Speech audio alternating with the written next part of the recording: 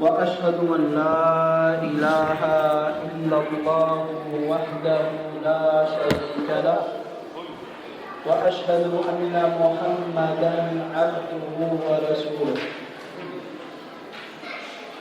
يا أيها الذين آمنوا اتقوا الله حق تقاته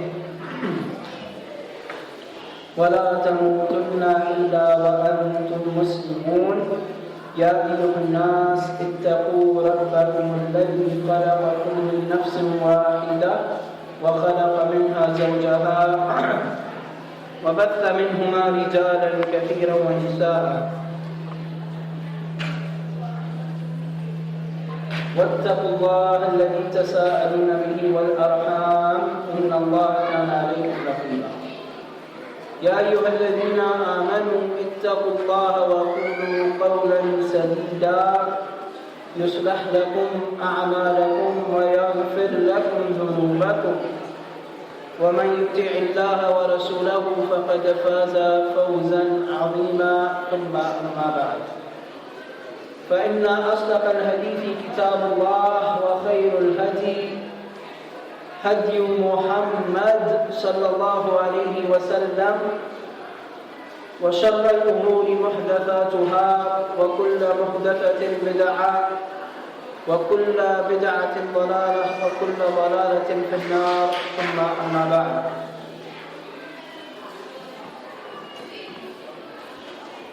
إن شاء الله تعالى يا إخوان وأخوات الله يبارك فيكم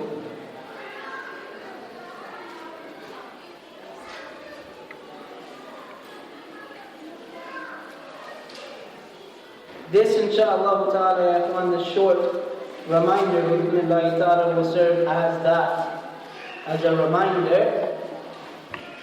And it was not my intent to speak about this, nor was this the topic that I had prepared, nor was this the topic I had chosen, but I find a need for this inshallah ta'ala. وَإِنَّ الذِّكْرَ تَنْفَعُ الْمُؤْمِنِينَ. And the reminder, it benefits the believers. The reminder, it benefits the believers. Imam Sa'di rahimahullah ta'ala, he says regarding the reminder, that indeed the reminder is something that benefits a person who may know a certain topic in its generality, but they don't know the specifics of it. And it seems من باب النصيحة, from the aspect of giving advice, that this is a topic that needs to be discussed.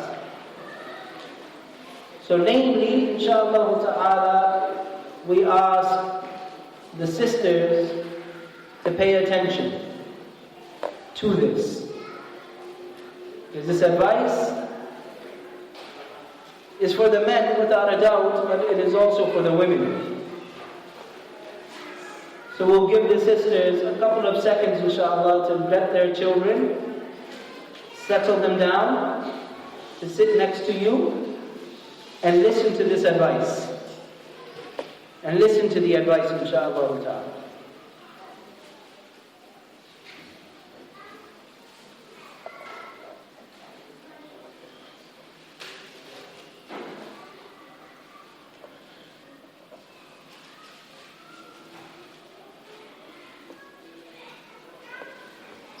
We're looking for silence.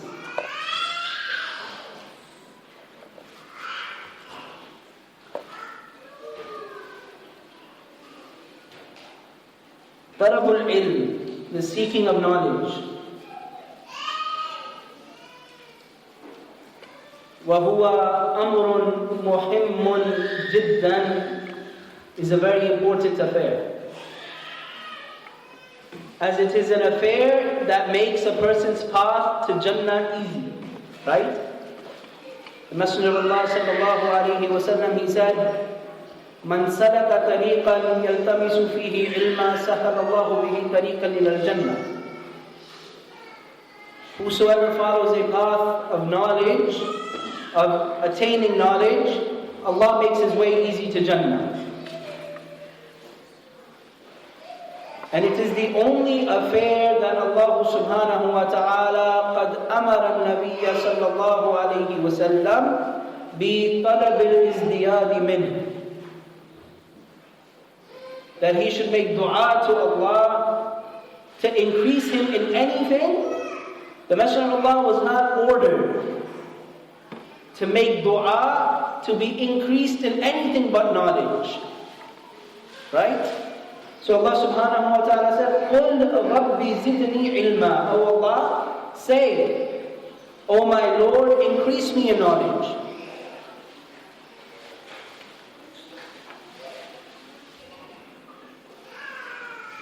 And we mentioned yesterday, for those that were present, this is a reminder.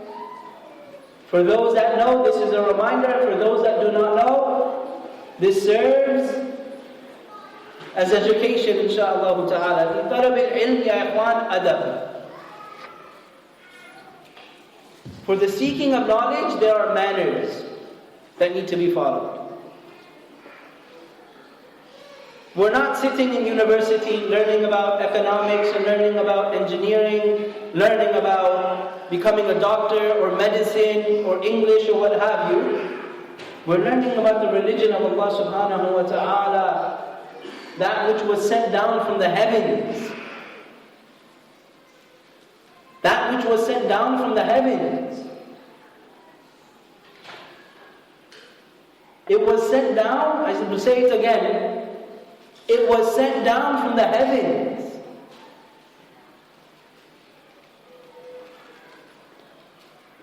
As a matter to help mankind decipher the correct path of Allah subhanahu wa ta'ala, the correct way that leads to Allah Jalla wa Ala.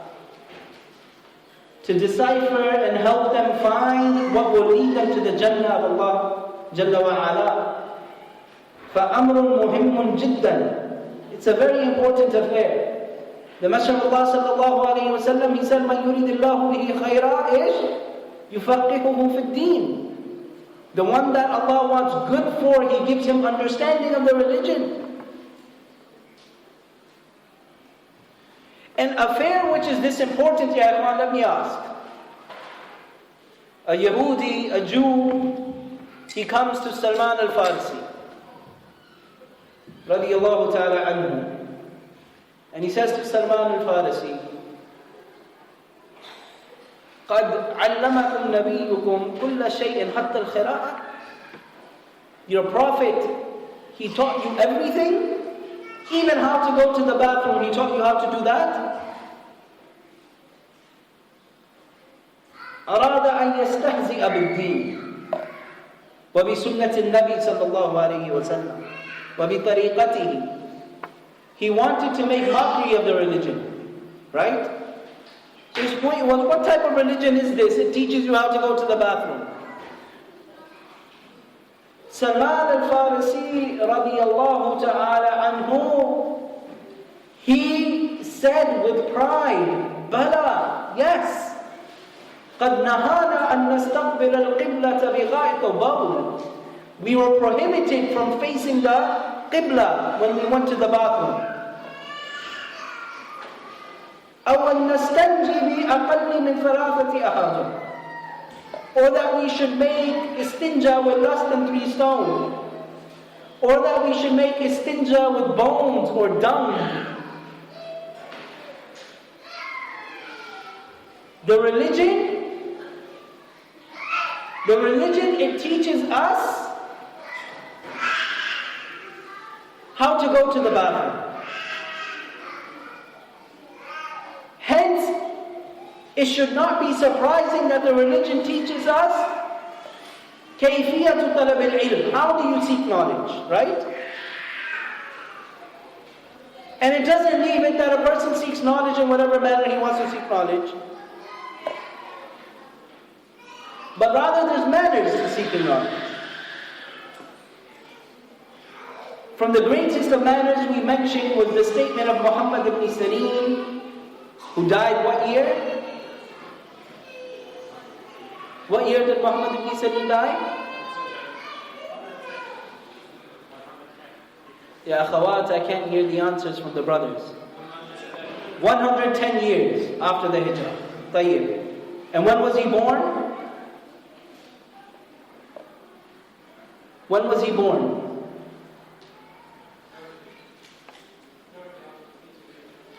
Qareeb. You're close. 33 years after the hijrah. Whose khilafah was it? La. The khilafah of Uthman radiyallahu ta'ala anhu. 2 years remained from the khilafah of Uthman radiyallahu ta'ala anhu. 2 years remained from the khilafah of Uthman. And who was his teacher? Anas ibn Malik radiyallahu ta'ala anhu, al-Khazraji al-Ansari. Naam. And what year did he die in? 92 years or 93 years after Hijrah. There's some ikhtilaf. 92 or 93 years after the Hijrah. Muhammad ibn Sirin, he said, إِنَّ هَذَا الْعِلْمَ دِينٌ فَانْظُرُوا عَمَّنْ تَأْخُذُونَ دِينَكُمْ. This knowledge is religion. Be careful whom you take your religion from. This is min ādhāb talab al-ilm. This is from the manners of seeking knowledge. You don't seek knowledge from anyone. You don't sit in front of anyone. You have to be careful. Who do you take knowledge from? Ask them. Who did you learn from? Who do you sit with? Who are your companions? What do you say about this scholar? What do you think about this scholar? Min ādhāb talab al-ilm ya ikhwan. And we look at something very important. And we mentioned the hadith of, in fact, we mentioned a hadith which is referred to as Sunnah. Which hadith is this? Hadith Jibrīl alayhi salam. وَمَنَ الرَّاوِي عمر بن خطاب ومن يرويه عن عمر ابن عمر ومن يرويه عن ابن عمر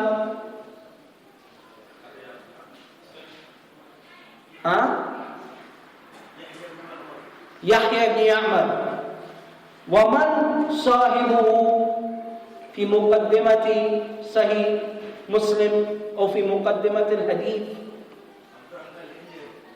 عبد الرحمن ibn Humayd.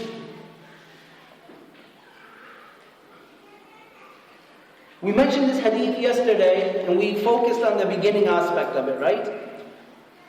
Where the Messenger of Allah sallallahu alayhi wa sallam, he's sitting with the Sahaba. Umar ibn Khattab radiyallahu ta'ala anhu, he says, إِذْ طَلَعَ عَلَيْنَا رَجُلٌ شَدِيدُ بَيَادِ الثِّيَابِ شَدِيدُ سَوَادِ الشَّعْرِ. A man, he came to us with exceedingly white clothing and exceedingly black hair. لا يرى عليه أثر السفر ولا يعرفه منا أحد. We did not see any signs of travel on him, nor did any of us know him. We mentioned, ya ikhwan, from the benefits of this hadith, as it is mentioned by Shaykh al-Fadil Abdul Muhsin al-Abbad, hafidhahullāh ta'ala, and other than him, from Shaykh Salih al-Fawzan and Shaykh Salih al-Uthaymin and other than them, is that the characteristics that Jibrīl alayhi salam adorned himself with, they are the characteristics that the student should have. That he should present himself in a proper manner. He should wear the best of his clothing. He should wear the best of his clothing, and his physical appearance should be suitable to the affair in which he is partaking, right? And if you're going to the masjid, ya ikhwan, or you're going somewhere, and they have work for you to do, right? So inshallah, Allah makes it easy for the brothers here to get Markaz al-Tawḥīd, or Masjid al-Tawḥīd. Allah makes it easy for them to attain this. And they call the brothers and they say, Ikhwan wa akhawat, we have a need. We have a need, again, sisters. If you have children and they are speaking, please have them sit next to you. Teach them these ādhāb. Teach them these manners. You don't teach the children when they're 13, 14, 15, 16, because by that time 16 years of their life are gone. These ādhāb are taught now.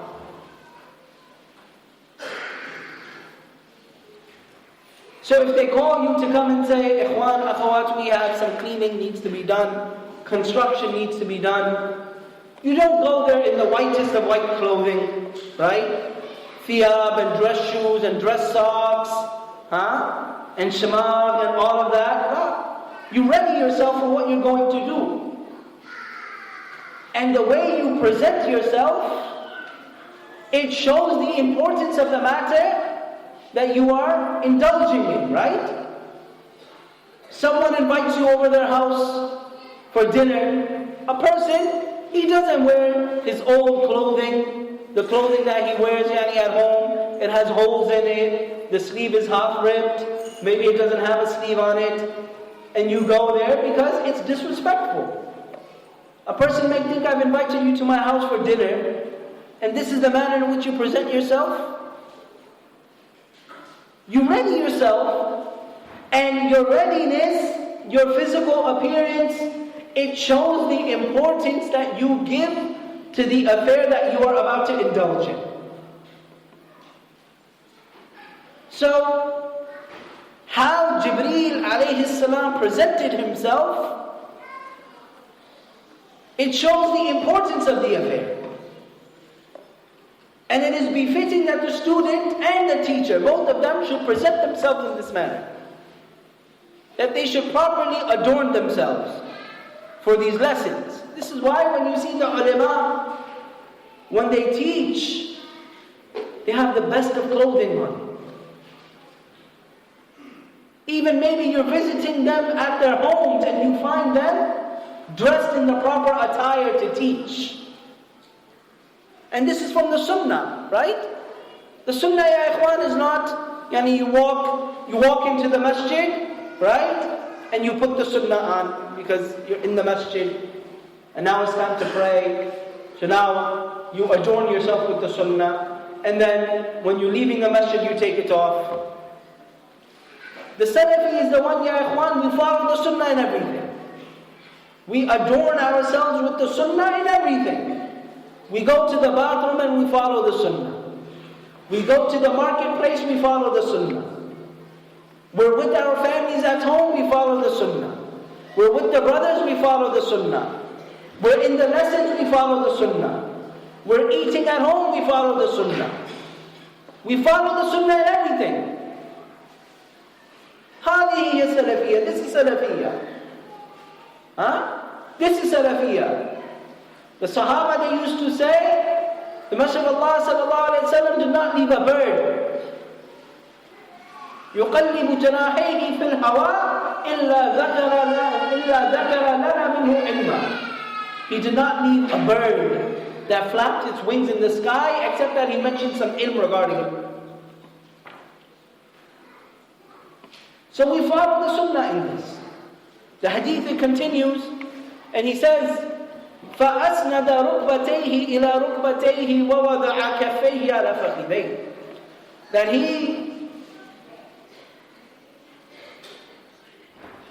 he comes and he sits in a manner where his knees are touching the knees of who? The Prophet sallallahu alaihi wasallam. And his hands are on his thighs. Think about how he's sitting. Either he is sitting as someone sits in what? In the salah, right? Either he's sitting in this manner or he's sitting in the manner in which the brothers are sitting in the front. And in whichever manner he is sitting, he has the best of adab. Right? Think about it. He has the whitest of white clothing. His hair is not disheveled. It's not dirty. His hair is the blackest of black, the whitest of white clothing. He comes and he sits in front of the Prophet ﷺ, وَهُوَ مُتَأَدِّبٌ. He has adab. His knees are touching the knees of the Prophet, and his hands are on his thighs. The Mashaykh, they mention, even though some have mentioned the thighs of the Prophet ﷺ, but the majority of the ulama, they mention on his own thighs. Shaykh al-Taymin, Shaykh Salih al-Fawzan, they mention his own thighs.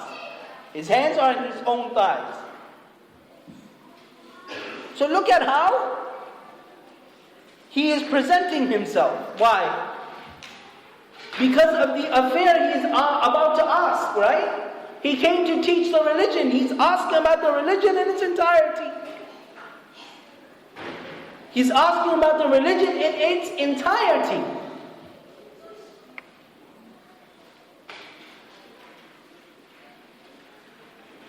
So he presents himself in this manner.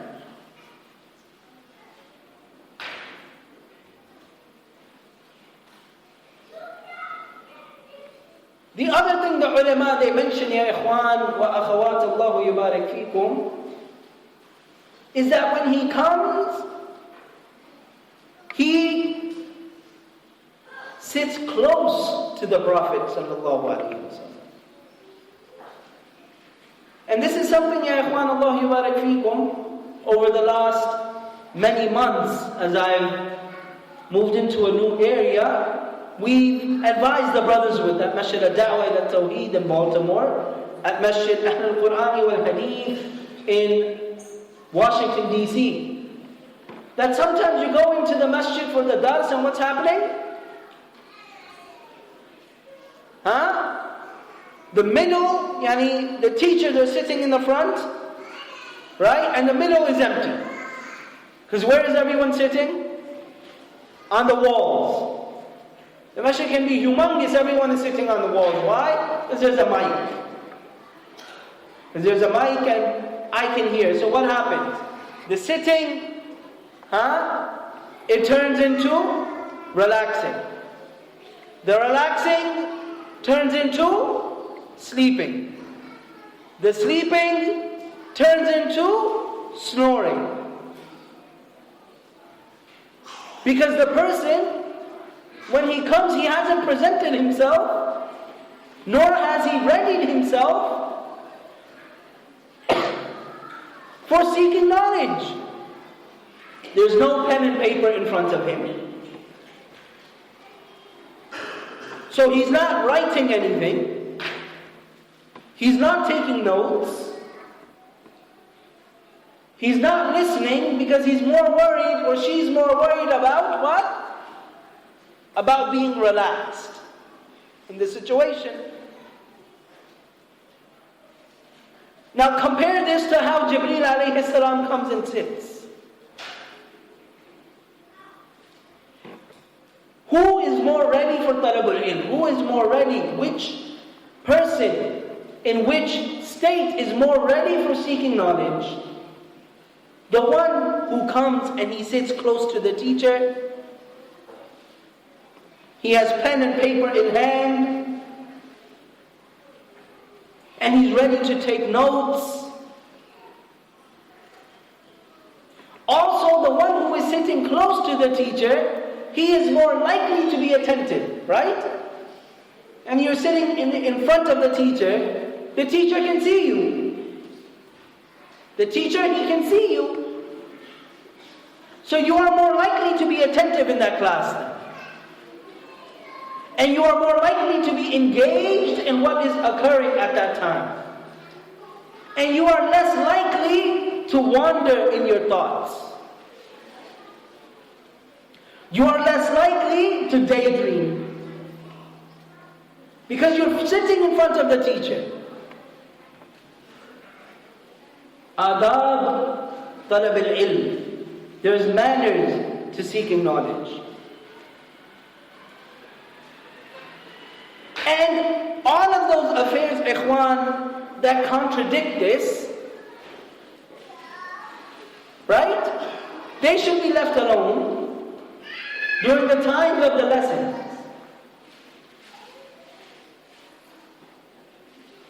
They should not be indulged in when the lesson is going on.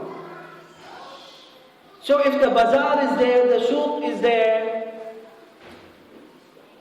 or if you are eating, you don't come to the dars. And this is something, wallahi, from mentioning the reality, something that we've noticed in the States. Right? That you're sitting, a dars is going on, and wallahi, we don't say this, ikhwan, as you have Abu Hafsah sitting in front of you, or Abu Khadija, or Abu Idris, or any of the brothers, right? That we're mashayikh, or we're ulama. No, wallahi, nahnu ikhwanukum fid deen. We're your brothers in Islam, and we read to you and bring to you what the ulama they bring. As our brother Abu Khadija, when he did, came and he read to you from what Shaykh Fawzan brought. But out of respect for what is being presented, and that is kitab and sunnah. Out of respect for what is being taught, and that is kitab and sunnah. Out of respect of what is being read, and that is kitab and sunnah, that you find sometimes, even back home, you find what? The dars is going on. This one is sitting here sleeping. That one is sitting there, and he has some chicken, and he's eating some chicken at the time. This other one is sitting in the back playing with the children. The other one is on the wall, half awake, half asleep, half snoring, half mumbling. Ya ikhwan, ma hakadha yutlabul ilm. Ilm is not sought in this manner. Ilm is not sought in this manner, ya ikhwan.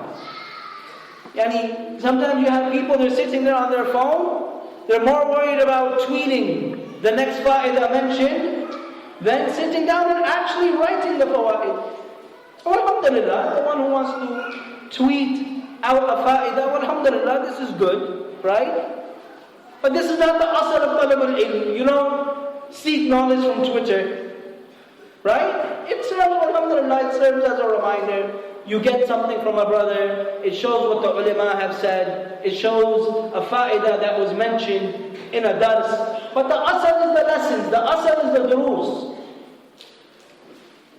So the first obligation is, it's on the brothers to take from their time to come to the lessons. People always ask, I want to better myself, I want to make myself better in the religion. How do I do this?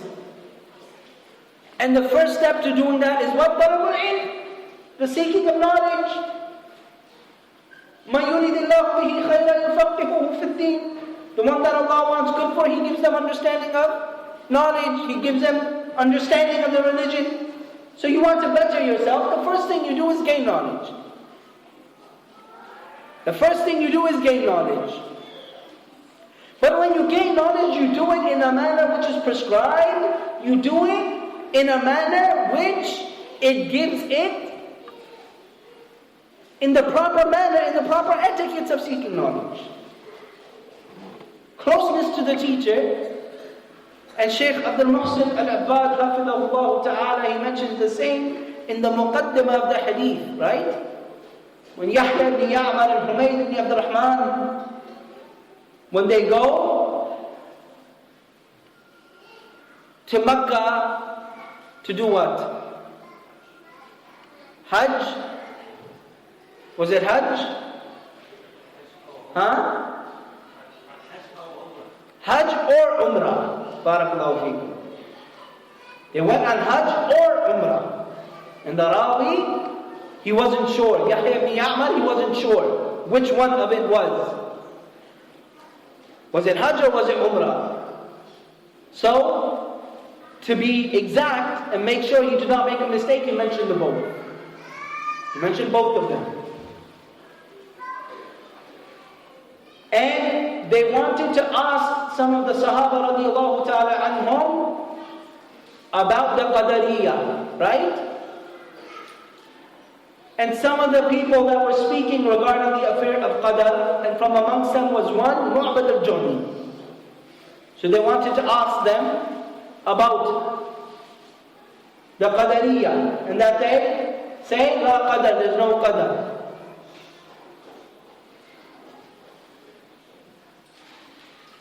And وفق لهم من? Abdullah ibn Umar. Abdullah ibn Umar radiyallahu ta'ala anhuma. So when they come to Abdullah ibn Umar, what do? The both of them don't go to the right, the both of them don't go to the left. One of them takes to the right, one of them takes to the left. Why? So that the both of them can be close to the Sahabi. The both of them can be close to Abdullah ibn Umar. The ulama, they also mention, Shaykh Abdul Muhsin al-Abbad, hafidhahullāh, in his explanation of the hadith, and the book is translated. The book, the explanation of the hadith of Jibrīl by Shaykh Abdul Muhsin is translated and is printed, I believe, by Sunnah Publishing. And it's a beneficial book, ya ikhwan. It's Sunnah. Sunnah. Why would you not want to learn about a hadith that the ulama say it is Sunnah? Why would you not want to benefit from it in its entirety and read everything you can about it? And read every possible explanation from Ahlul Sunnati wal Jama'ah. Every possible explanation about it. Read it, ikhwan. Get the books and read it. Read it. And then apply it.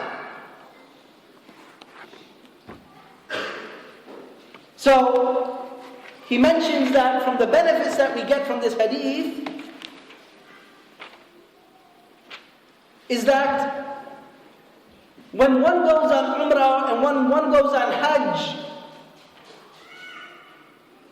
it is befitting, rather it is from the way of the Tabi'een and the Salaf, that they would go and then they would go seek knowledge. They would go sit with the ulama. They would find the ulama and they would go and sit with them. And have lessons with them. And benefit from them. And they wouldn't be from those that would say, well, I'm only here for a week.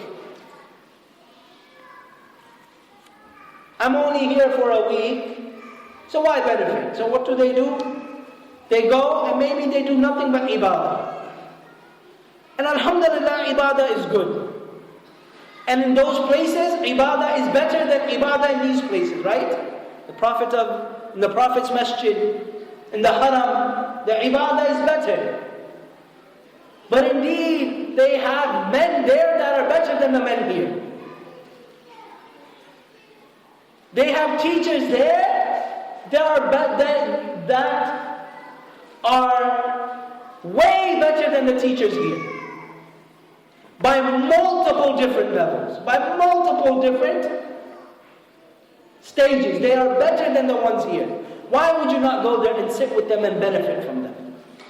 Wallahi, ikhwan, even the one who does not understand the Arabic language, ansahukum, I advise you that when you go there, sit with them, because you will learn something from their usloob, from their mannerisms.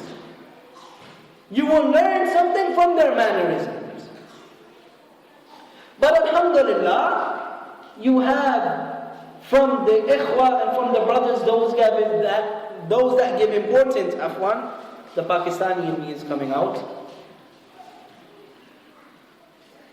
Those that give importance to taking our brothers and sisters there and helping them sit with the ulama and the mashayikh.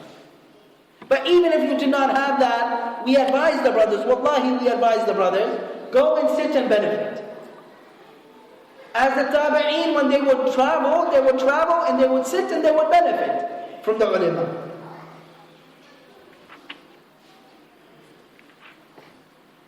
The next thing we mention, ya ikhwan, Allahu yubarik fikum, is some benefits from Shaykhana al-Fadil, Shaykh Abu Umar Ahmad ibn Salim ibn Umar ibn Salim Bazmul, hafidhahullah ta'ala. And that is what he has mentioned in his book, in explanation of the statement of Ibn Sirin. إِنَّ هَذَا الْعِلْمَ دِينٌ فَانْظُرُوا عَمَّنْ تَأْخُذُونَ دِينَكُمْ. That indeed this religion is knowledge, so be careful and look. From whom are you taking this knowledge? From whom are you taking this ilm?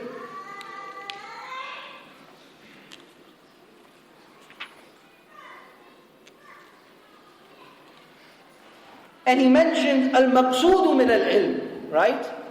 Now we mentioned some benefits from the hadith of Jibrīl. The hadith of Jibrīl is long. There's many benefits in it. But what is the maqsood? MashaAllah, we have brothers that travel hours upon hours to go to lessons. We have brothers and sisters take out from their daily lives, and they've built in time for lessons and going to the markaz, going to the masjid and benefiting in whatever capacity that they're able to do so, right? This is the other thing that we say, Allah yubarak fi. In whatever capacity you're able to seek knowledge, seek knowledge. Maybe you're able to go overseas for the next 20 years. Are we going to say don't go? No, don't go overseas. Stay here. Stay here. No, but idhab, go. Sit for 20 years, 30 years. Sit with the ulama and the mashayikh. وَذَلِكَ فَضْلُ اللَّهِ يُؤْتِيهِ مَنْ يَشَاءُ اللَّهِ يَا إخوان. That is the blessing of Allah, and He gives it to whomsoever He pleases. Go, wallahi, you need to go.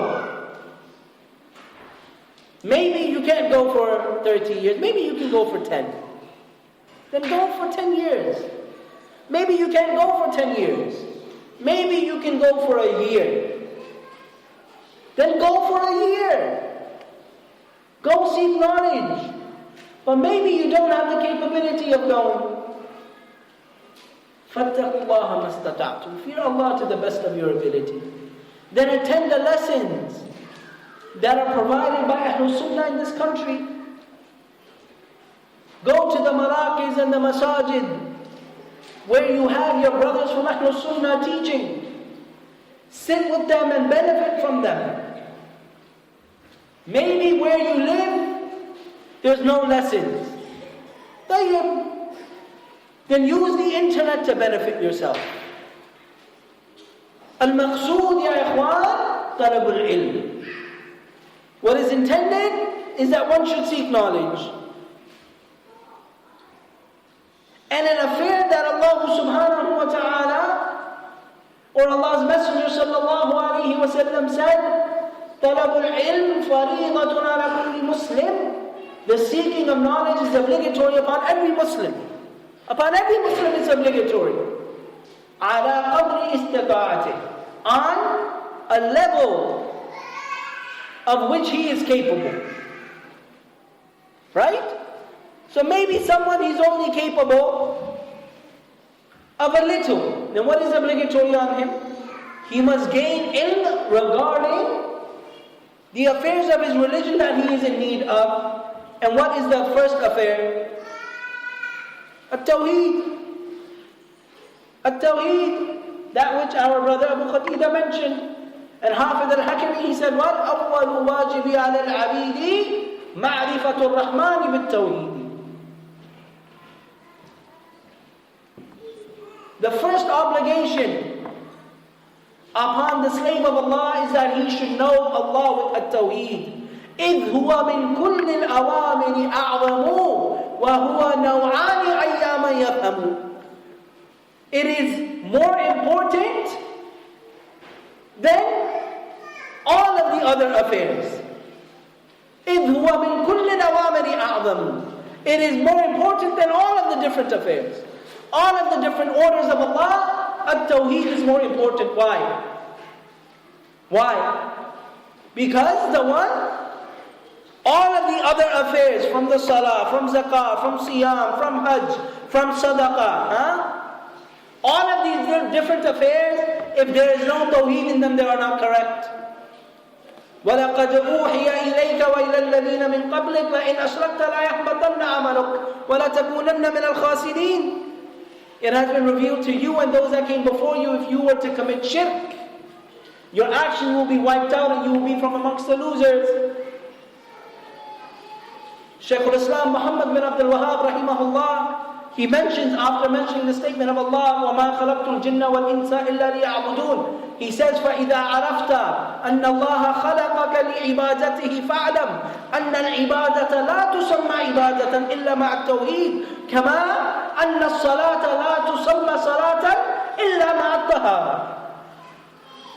He says that now that you know that you have been created for the worship of Allah, فَإِذَا عَرَفْتَ أَنَّ اللَّهَ خَلَقَكَ لِعِبَادَتِهِ فَاعْلَمْ, then know أَنَّ الْعِبَادَةَ, that ibadah, لَا تُسَمَّى ibadah, it is not ibadah إِلَّا مَعَ التَّوْحِيدِ, except that you have a tawheed. كَمَا أَنَّ الصَّلَاةِ, just as the salah, لَا تُسَمَّى صَلَاةً, it is not a salah إِلَّا مَعَ الطَّهَارَةِ, except that you have in it at-tahara. Except that you have in it purification and wudu, and ghusl for the one who needs it, right? So this is the first affair obligatory upon you to learn. And then after that, the salah and the zakāh and the siyam and al-hajj, those affairs that you are in need of in your daily life, ya ikhwan. And for the sisters, ya ayyuhal akhawat, my dear sisters in Islam, wallahi, listen to this statement. Listen to this statement. You are entrusted by Allah subhanahu wa ta'ala with raising the next generation of this ummah. You are the first teacher of every Muslim.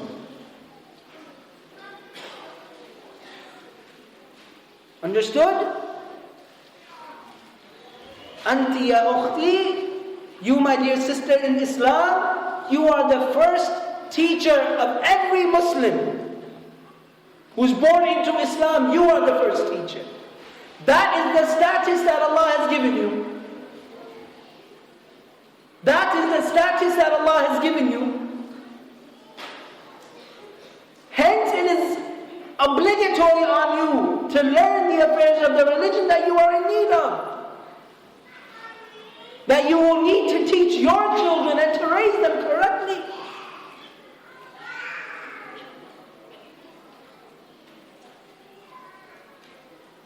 This is why when you go to the lessons, ya akhawat, teach your children how to behave themselves in lessons.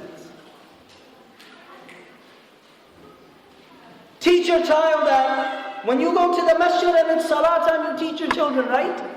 You teach them to say when people are praying, don't run around. Don't run around the masjid, don't go in between the lines, and don't bother the people that are praying, right? Or do you let the children roam around and run around and do what they will? Which one? Which one would we do? The second, of course. Tayyib. Then it comes to the time of the lessons. Those lessons that teach you how to pray. Those lessons that teach you the affairs of a tawheed, without which your prayer is not valid. And we don't teach the children how to behave. And then when they're 16 and 17 and 18 and you say to them, come sit in the lesson, and they don't want to sit in the lesson, then we say, my children don't want to sit in the lesson. Then you call someone and say, I have a question, how do I advise my child with sitting in the lesson? And you say to them, how old is he? How old is she? And you get the answer, they're 17. They're 18. طيب, how long have you been advising them? Wallahi, I've been advising them for 3 weeks now. Or I've advised them for the last year. And how old is 18? So where were you the first 17 years of their life? Now, alhamdulillah, you have those from the children that are very young. And maybe they don't understand. This is one thing, right? But a child reaches the age of 4 and 5 and 6 and 7, and you find them running around the masjid at the time of the dars and making noise, then there's something wrong in the tarbiyah. There's something wrong in the tarbiyah. And we're not saying, Ya ikhwan wa akhawat, children are children, right? We're not saying this. Even the salah is not wajib on them at that time. This is not what we're saying. That a person to every dars, there's a dars in mustalah al-hadith, right? And you find someone bringing their 4-year-old, their 5-year-old, and sitting them down and saying, listen for the next hour and a half. Right? And we use hikmah, we use wisdom. We use wisdom in this. But if you're taking your children to the lessons, where you want to teach them how to sit in a lesson and how to benefit in a lesson, then wallahi, billahi alaykum ya ikhwan wa akhawat, teach them at home. When you go to the lesson, this is what I want to see from you. I want to see you sitting and benefiting. And maybe you know your child, and maybe you know that they can sit for an hour, and after an hour they're going to get, as we say in the States, antsy, right? Like you have ants in your pants. Right? Our teachers used to say to this when we were young.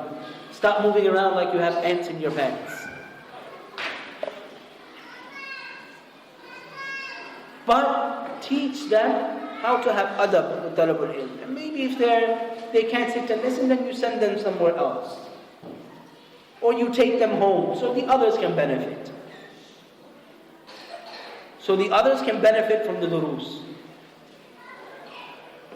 ثانيا المقصود من طلب العلم.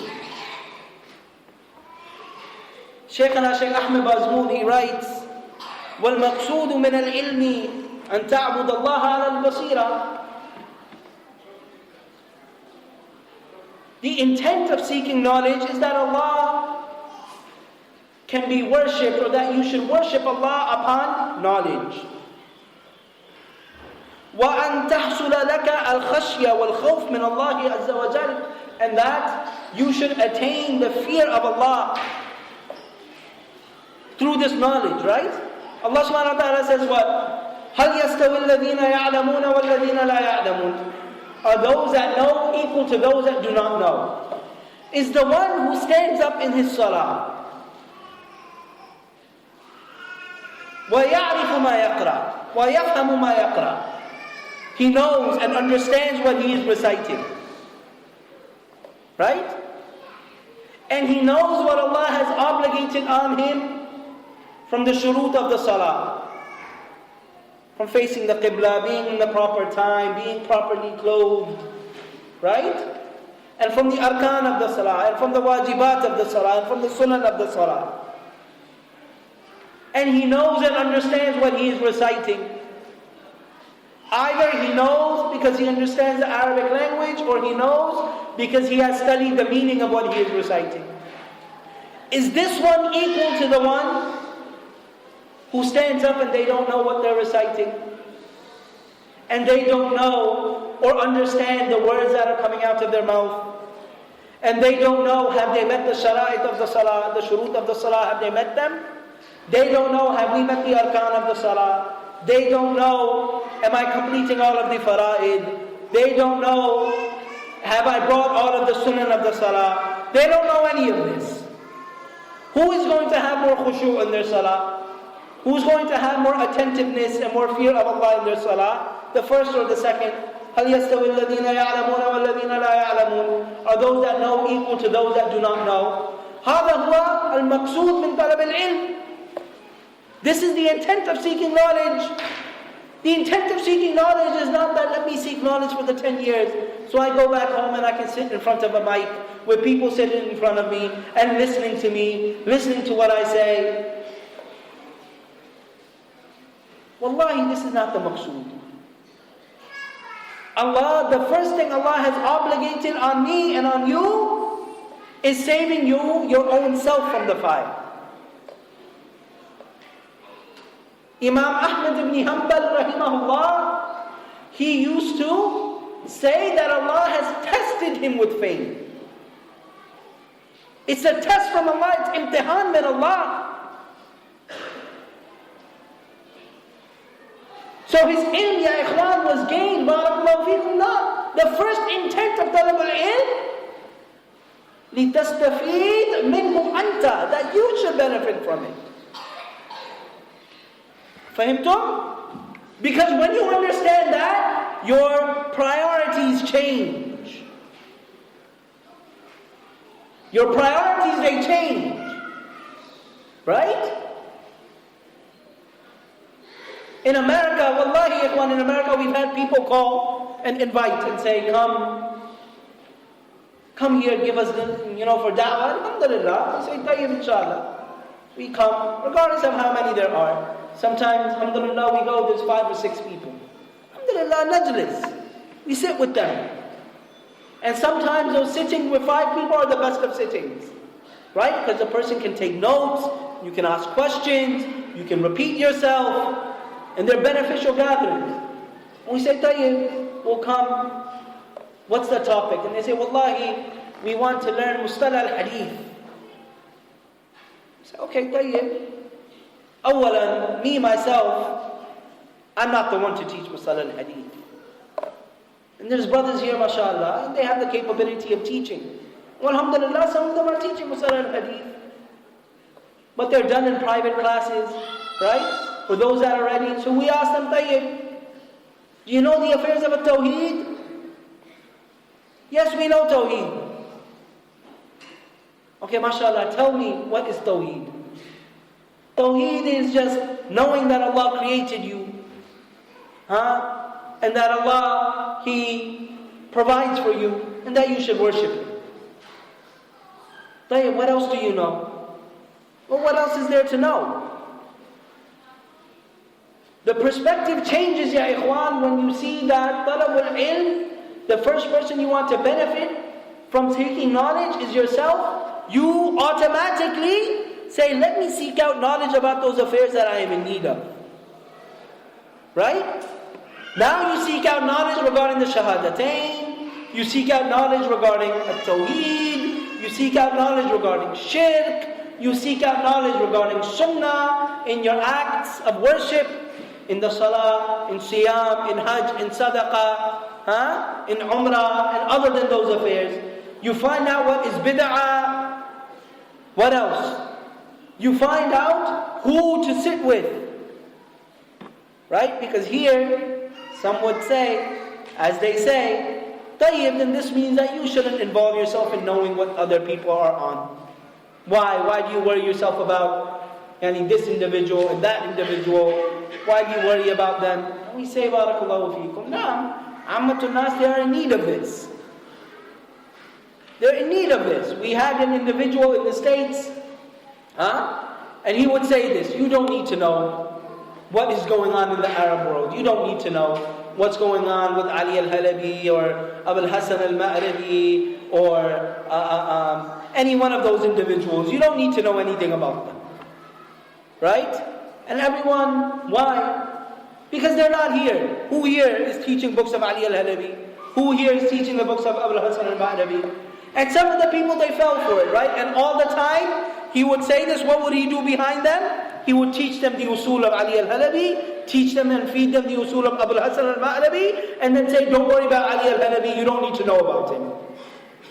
And then teach them when Ali al-Halabi is on, teach them that, right? And say, no, accepting the jarh of the ulama is not obligatory on you. You don't need to accept the jarh of the ulama.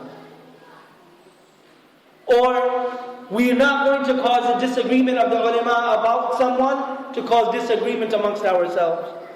But no, don't learn about Ali al-Haddad. These are affairs that you need to learn.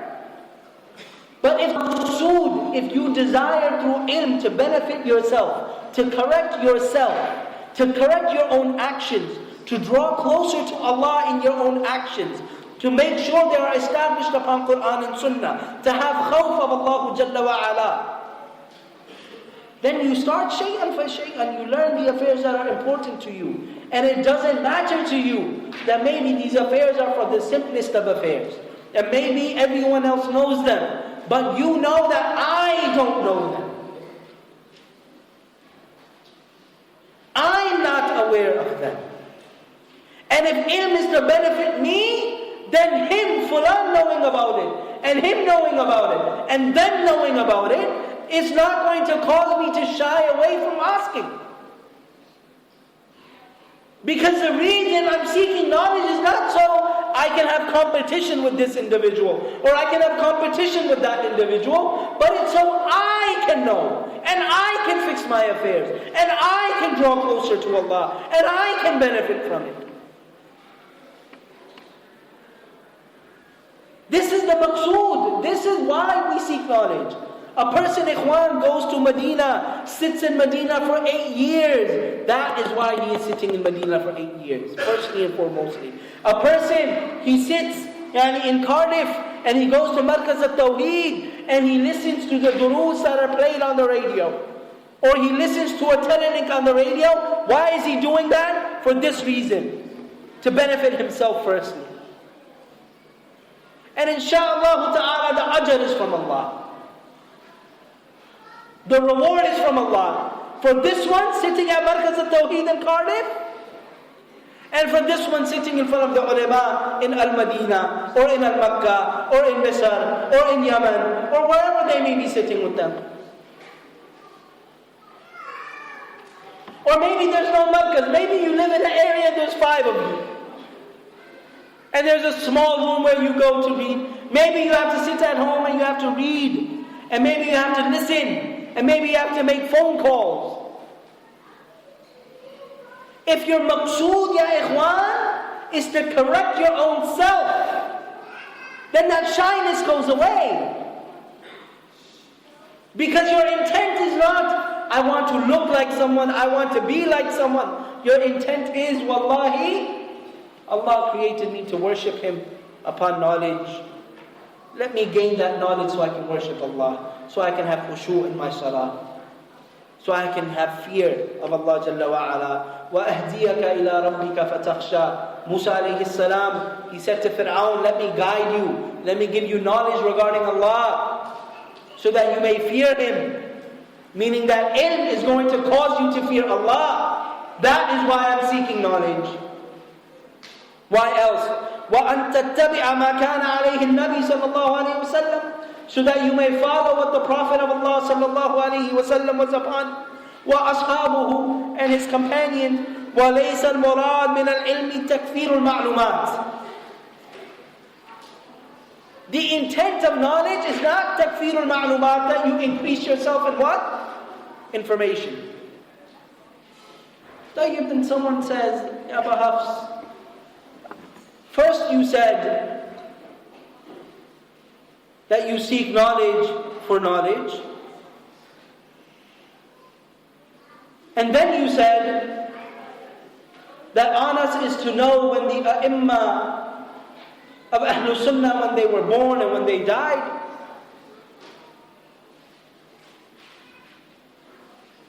So you questioned us and said, when did Muhammad ibn Sirin die? When was he born? Who did he study with? Anas ibn Malik, when did he die? How is this going to help me in my ibadah?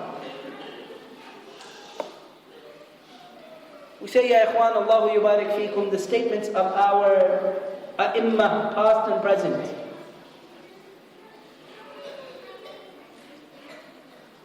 They are used as weapons against Ahlul Bid'ah. Right? You go to someone who says, sit with this individual, sit with this one, sit with this one, sit with that one, sit with this one. There's 99 masajid in Cardiff, I'm not sure how many there are, but go to each and every one of them and sit in every one of them, and you go to them and say, Akhi wallahi, Muhammad ibn Sirin, rahimahullah, he said, Inna hadha al-ilma deen, fanduru amman ta'khuduna deenakum. This religion is knowledge, be careful. Whom do you take your knowledge from? And he says to you, who's Muhammad ibn Sirin? Now what do you say? How do you answer? And you don't know when he was born, you don't know when he died, you don't know who his teachers were, you don't know who his students were, you know none of that. What is going to cause this person to take the statement of yours?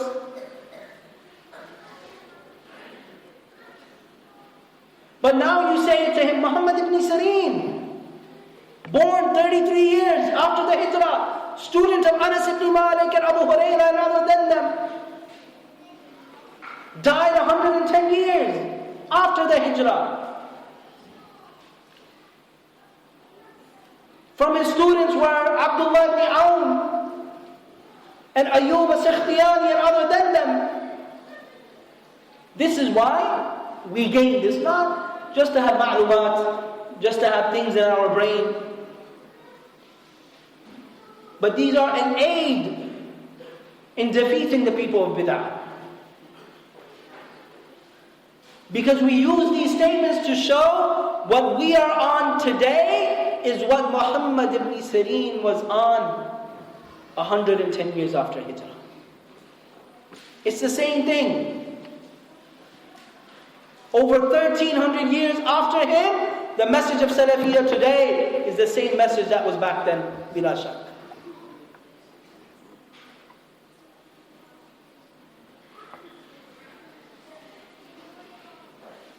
ولا التفاخر به فليس العلم مقصودا لذاته بل هو وسيلة للقرب من الله تعالى.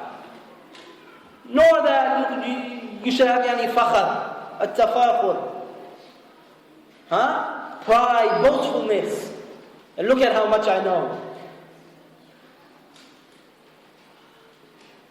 So knowledge in itself is not the intent. The intent is not the ilm itself.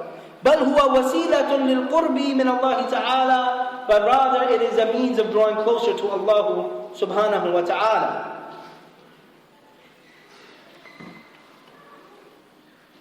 Inshallah, we'll suffice with just a few statements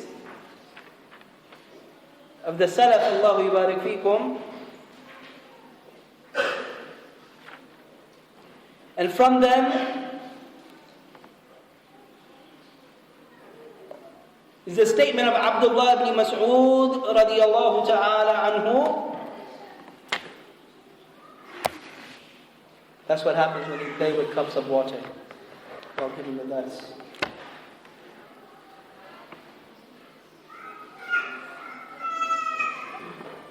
Abdullah ibn Mas'ud, he said, لَيْسَ الْعِلْمِ بِكَثْرَةِ الرِّوَايَةِ وَلَكِنَّ الْعِلْمِ خَشْيَةَ اللَّهِ. Ilm is not by an abundance of narration, but rather ilm, or it's not an abundance of narration, but rather ilm is the fear of Allah.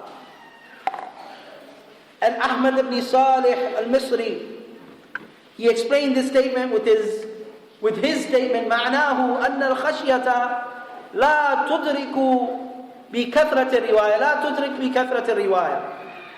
Al-khashya, the fear of Allah, is not attained through an abundance of narration. وإنما العلم الذي فرض الله عز وجل أن يتبع فإنما هو الكتاب والسنة. But rather the ilm that Allah has obligated for it to be followed is the book and the sunnah. وما جاء عن الصحابة رضي الله تعالى عنهم, and what has come on the Sahaba radiallahu ta'ala anhum, وَمَنْ بَعْضُهُمْ, and those that came after them, from the A'imma of the Muslims. فَهَذَا لَا يُدْرِكُ إِلَّا بِالرِّوَايَةِ. But this is not attained except by narrations. فهمتم? It's not كثرة الرواية, but it's kitab and sunnah. And kitab and sunnah is not attained except by the riwayah, except by the isnad, to separate between haqq and batil.